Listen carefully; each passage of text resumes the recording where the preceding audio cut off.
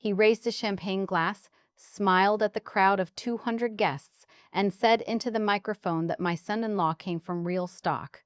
Unlike some people in the room who clawed their way up from nothing and still had dirt under their fingernails. The room went quiet, not the polite quiet of people waiting for the next sentence, the held breath quiet of people who didn't know where to look. I sat at table 11, not table 1, where the families were supposed to sit. Table 11, near the back, next to the DJ booth and a decorative arrangement of eucalyptus that kept dropping leaves into my water glass. I had worn the green dress I bought 3 months earlier. Sage green, the color my daughter said was her wedding palette. I had my reading glasses in my clutch, and a manila envelope tucked into my overnight bag upstairs in room 214. I had been waiting for the right moment for 22 years. I smiled. I picked up my own glass. I did not stand up yet. Not yet. My name is June. I am 63 years old, and I've been a licensed practical nurse for 38 of those years. I worked night shifts at Mercy General in Akron, Ohio for most of my career. 12-hour shifts that started at 7 in the evening and ended at 7 in the morning, which meant I slept while my daughter was at school and was awake when she came home. It wasn't perfect. Nothing about those years was perfect, but I was there. I was always there. My husband, my daughter's father, died when she was 4.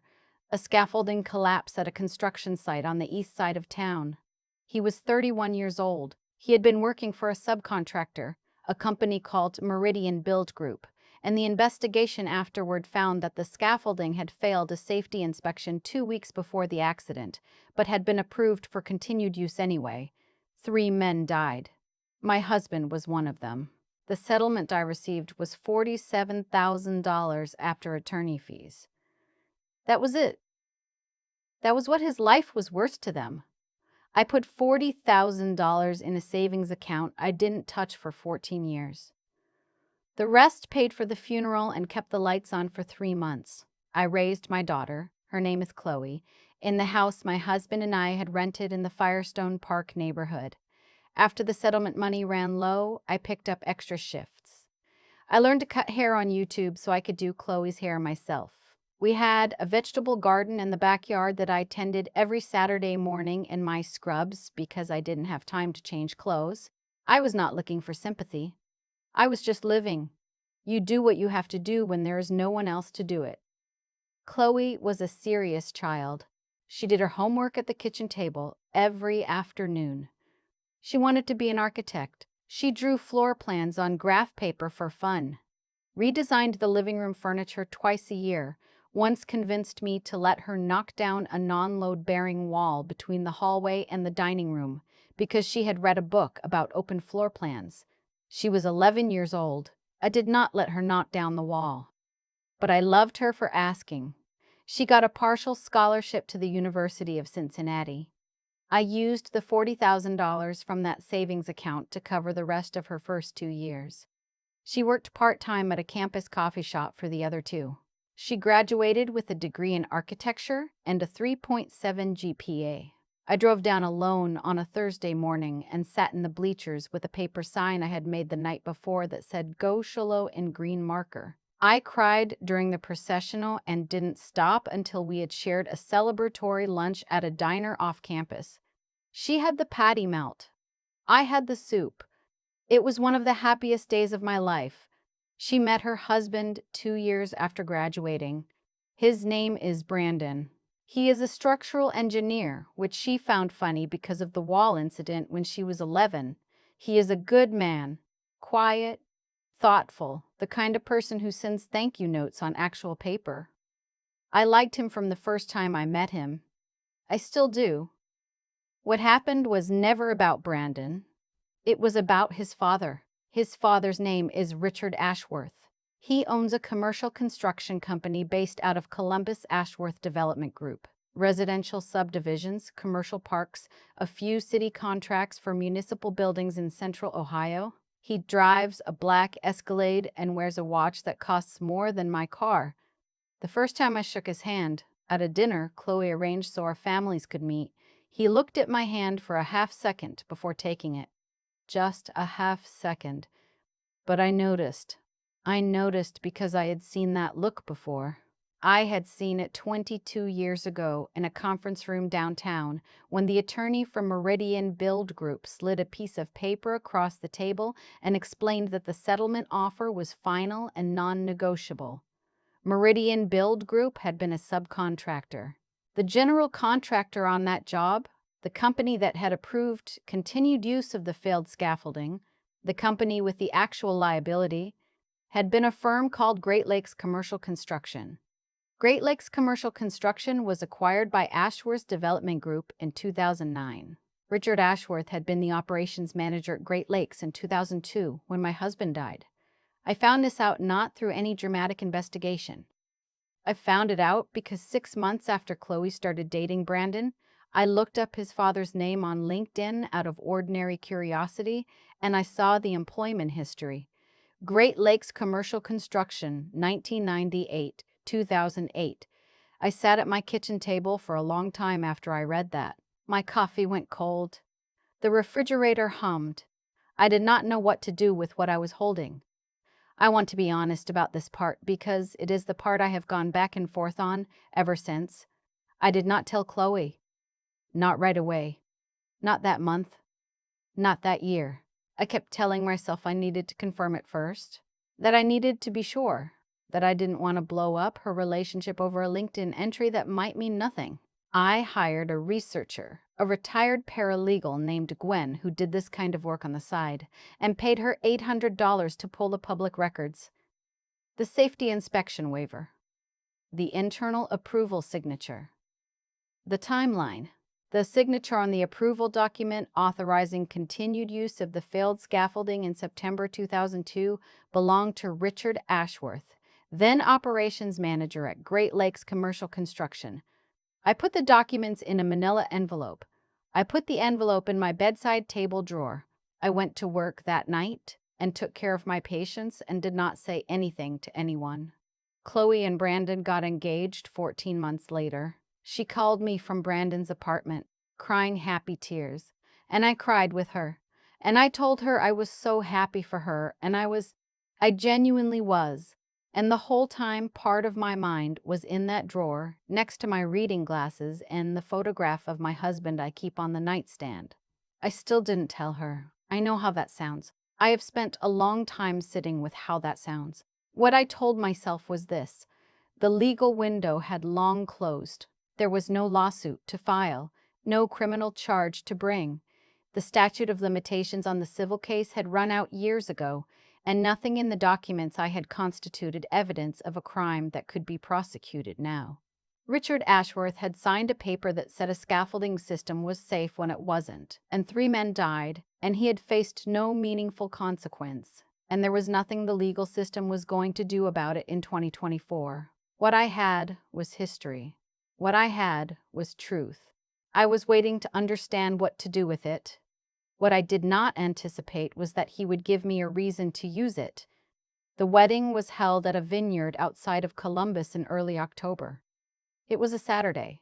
The leaves were changing, and the light came through the trees at that low autumn angle that makes everything look like a painting. The ceremony was outside, under an arch of white flowers. Chloe wore a dress with long sleeves and a small train. She looked exactly like herself, serious and beautiful and entirely sure of what she was doing. I was seated in the second row, not the first. The first row, on the bride's side, had been reserved for Chloe's college friends who were serving as bridesmaids. I understood the logic, but I will tell you plainly that it stung. I was the only parent she had. I had been her only parent for 59 years combined. The second row was fine. The second row was where I sat. The reception was in the Vineyards Event Hall, a long stone building with Edison bulbs strung across the ceiling and round tables covered in white linen. My table. Table 11 was near the back. I was seated next to a second cousin of Brandon's I had never met, and an older woman who turned out to be a family friend of the Ashworths, who spent most of dinner asking me questions about Akron as though it were a foreign country. The toasts began after dinner. Brandon's best friend went first. He was funny and warm and made the whole room laugh. Chloe's maid of honor went second and made Chloe cry. Then Richard Ashworth stood up. He had had several glasses of wine by then. I could tell by the way he carried the microphone, too casual, too loose. He talked about Brandon for a while, his Eagle Scout years, his college lacrosse career, the time he rebuilt an engine at 14 just to see if he could. He talked about the Ashworth family legacy in Ohio construction and how proud he was that Brandon had carried it forward. He said he hoped the grandchildren would too. And then he paused. He looked around the room with the practiced ease of a man who had given a lot of speeches, and he said he also wanted to say something about his new daughter-in-law. He said Chloe was talented and driven. He said she had clearly worked very hard to get where she was. And then he said into the microphone in front of 200 people that he hoped she understood what she was marrying into, that the Ashworth name meant something in this state, that some families built things and some families simply tried to hold on to what little they had, and he trusted that Chloe would appreciate the difference now that she was part of a family that had always built. He raised his glass. The room did the uncertain thing where some people raise their glasses because they weren't sure what else to do. I did not raise my glass. I looked at Chloe. She was staring at her plate. Brandon had his hand over hers, and his jaw was tight.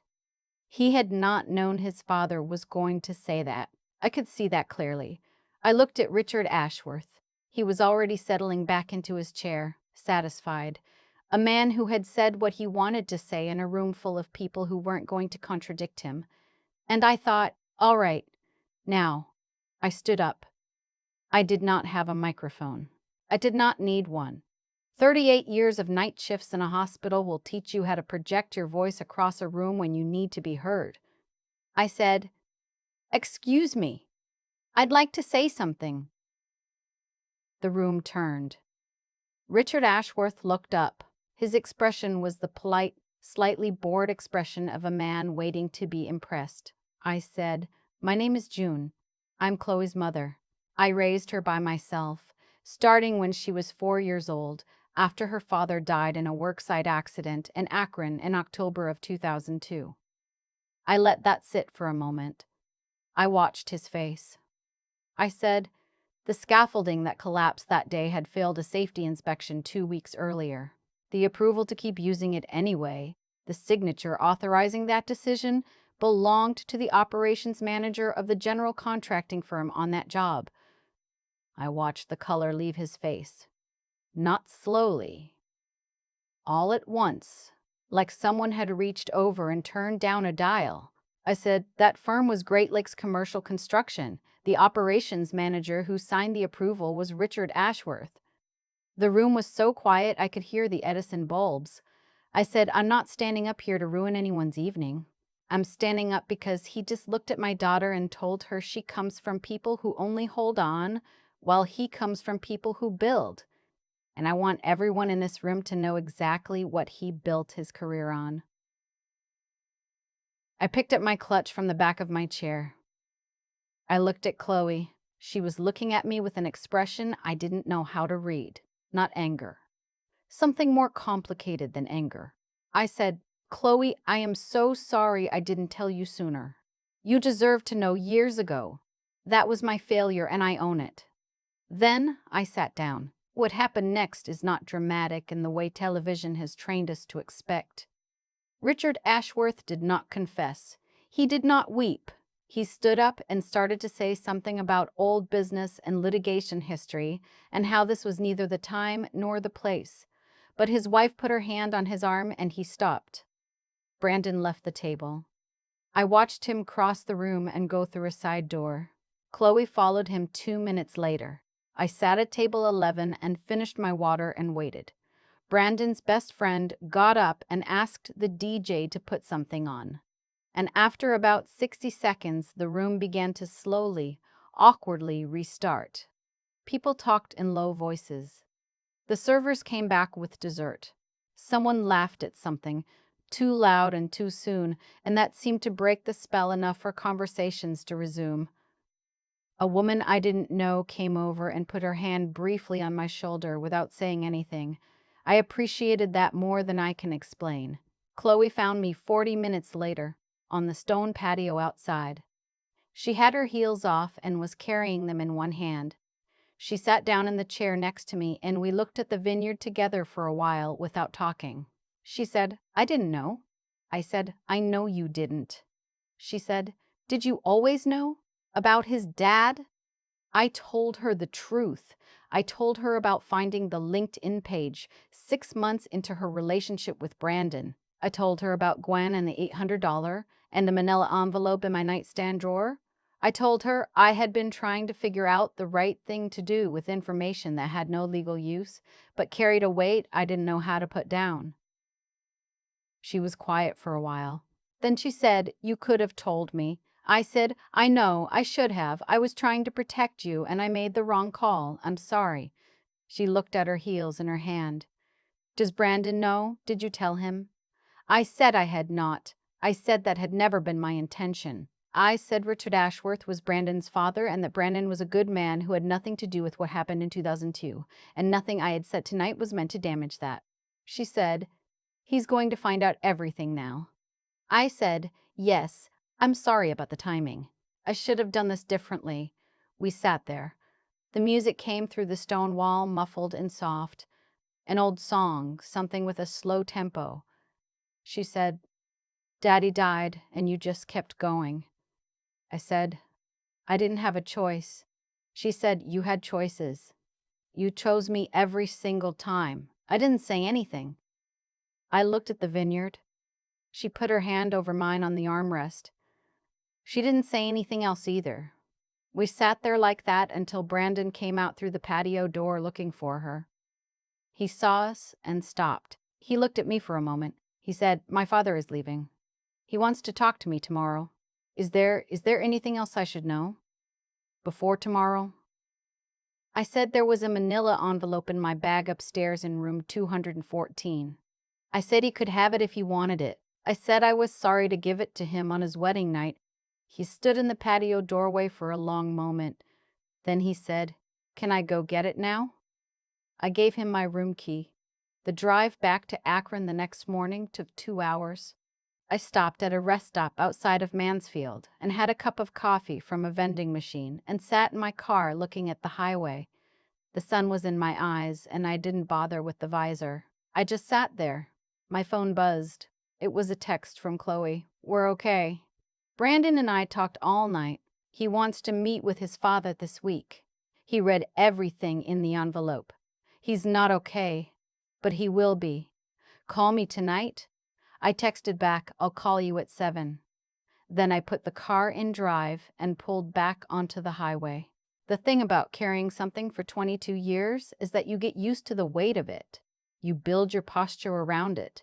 You learn how to walk and work and laugh and sleep with it inside your chest. And then, when it's finally gone, when you finally set it down, you don't feel light the way you expected. You feel the shape of where it was. You feel the outline of all those years. I thought about my husband on that drive home. I thought about him the way I always do. Not the accident, not the documents, not the conference room and the $47,000. I thought about him on a Saturday morning in our backyard in Firestone Park, drinking coffee and watching a 4-year-old Chloe dig in the garden with a plastic spade. He had this way of laughing that started in his shoulders before it reached his face. I used to tell him it was the most obvious laugh I had ever seen, and he would say that was fine, he had nothing to hide. I got home a little before noon. I unlocked the front door, dropped my bag in the hallway, and went to the kitchen to put the kettle on. Then I called my friend Barbara and told her everything. She said, "How do you feel?" I said, "Tired, a little empty, but okay." She said, "Good. You did right." I think she was right about that. I think I did right, eventually. Even if the path to eventually was longer and harder and more complicated than it should have been. I held something that should have been said out loud, and I held it too long. But when the moment came, When a man looked at my daughter in her wedding dress and told her she came from nothing, I stood up. That's all I know how to say about it. Some people build things, he had said, and some people just hold on. He wasn't wrong that I held on. He just didn't understand what I was holding or how long I had been waiting to let it go. I keep thinking about that moment on the patio when Chloe took off her heels and sat down next to me without saying anything first. No speech, no accusation. Just the two of us looking out at the vineyard in the dark. That silence told me something I hadn't let myself believe in a long time, that the years between us were still intact even after everything. People talk about karma like it's a vending machine. You do something good comes back. You do something bad, you get punished. Life has never worked that way in my experience. What I've come to understand is simpler and harder at the same time. The choices you make quietly, when no one is watching, are the ones that shape everything that comes after. Richard Ashworth signed a paper in 2002 that he probably forgot about by 2003. He moved up, built a company, gave speeches at his son's wedding. But the paper didn't go away. Truth has a way of staying present even when we stop looking at it. I'm not innocent in all of this. I held that envelope for years when I should have opened a different kind of conversation with my daughter. I told myself I was protecting her, and maybe that was partly true. But I was also afraid.